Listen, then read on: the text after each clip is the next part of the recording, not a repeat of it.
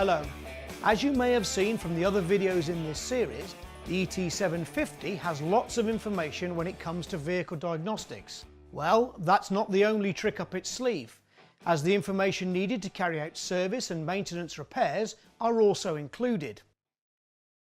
In this video, you'll be learning how to access service schedules, look up details on service parts, find service illustrations for things like timing belts, cabin filters, and drain location points, along with the must-have knowledge of how to reset a service indicator once the work is completed. I've previously chosen our BMW 1 Series, so from the diagnostic hub I just need to select maintenance. Before proceeding to the information, I need to select the vehicle year range from the category drop-down menu. Our car's 2005, so I'll select the first option. Next, I'll choose the standard workshop operations and add any additional items that require attention. Our vehicle will be having an oil change along with rear brake pads and a cabin filter, so I'll check all of those options.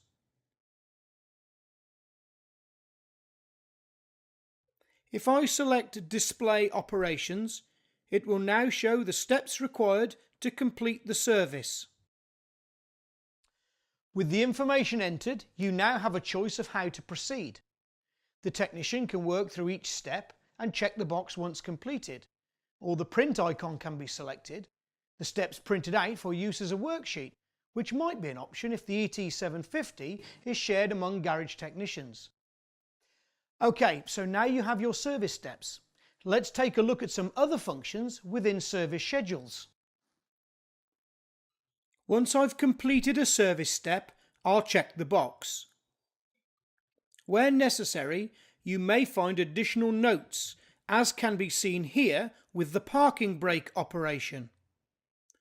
Selecting the icon displays the note. And here we're told only adjust if required, and that this would carry an additional cost. Another requirement of the service is retrieving any fault codes. This operation is started by choosing the link highlighted in blue. We're taken directly to diagnosis, where a full vehicle scan can be completed. Any faults present can be saved to protocols for later retrieval and printing. Once completed, select the diagnostic hub icon and then maintenance to return to your service steps.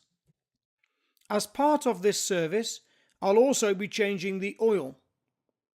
By selecting the Service Parts tab, I can find the oil specification and quantity. In this instance, 4.3 litres. Returning to the service steps by selecting the Schedules tab.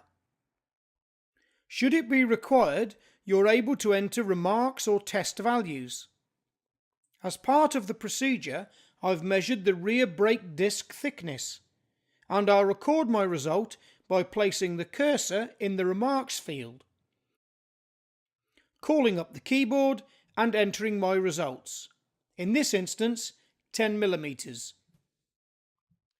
One of the last procedures to complete is resetting the service indicator.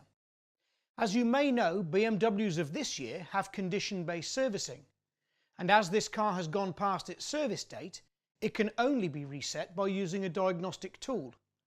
The ET750 carries out this function with ease. As with fault codes, service reset can be accessed from the display. Choosing Service Indicator Reset takes me to Diagnosis. Selecting Start initiates the operation, where I'm alerted to the fact that the time and date must be entered as part of the procedure, and that the 24-hour clock should be used with the year entered in full. With that understood, I'll choose Continue.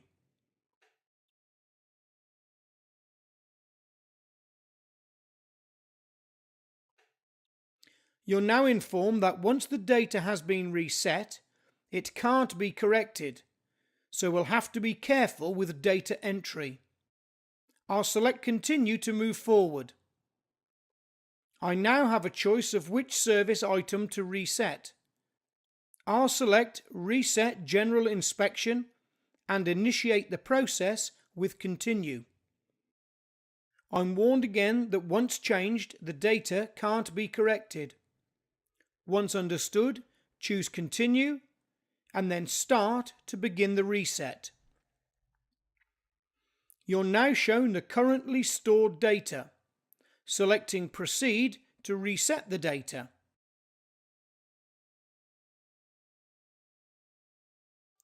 The ET750 confirms that the reset was performed and displays the new service time remaining. Selecting Proceed for the last time returns you to the reset menu to complete any other reset operations. As this car has had new rear brake pads and an oil change, I'd need to complete those as well by following the same procedure. With the service now completed, I can ensure that all steps have a check mark against them and select Save. This records the service steps to protocols, where it can be printed along with any technician remarks or test values. To access this, choose the gear icon, followed by Protocols, and then the Maintenance tab. Customer data can be entered if required by selecting the blue link. I'll enter the customer's name and registration number, choosing OK to save the information. Next, place a check mark by the schedule to be printed and select Preview, ensuring that the information is correct. I can then print the document using the printer icon in the top left of the display. So now you know how your ET750 can help when carrying out maintenance work. Why not use it next time you service a car? I've found that customers appreciate the printout it generates, and it also gives your business a professional image that your clients expect.